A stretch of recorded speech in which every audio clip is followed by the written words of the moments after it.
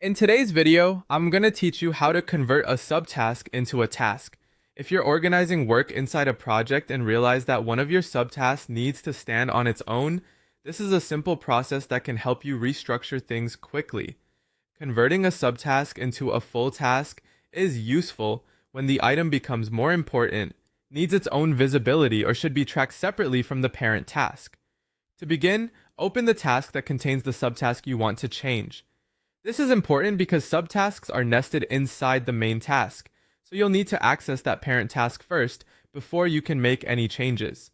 Once the task is open, look for the list of subtasks associated with it. Next, click on the specific subtask you want to convert. When you do that, its detail pane will expand, giving you access to more options and settings for that subtask. Make sure you've selected the correct one before moving on, especially if the parent task contains several subtasks.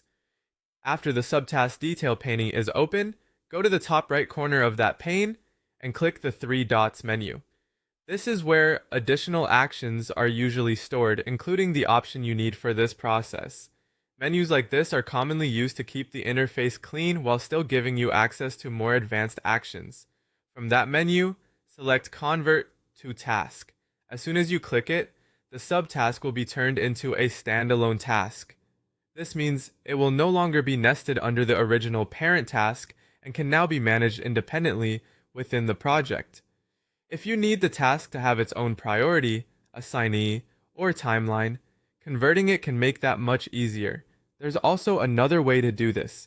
Instead of using the menu, you can drag the subtask directly out into the main project task list.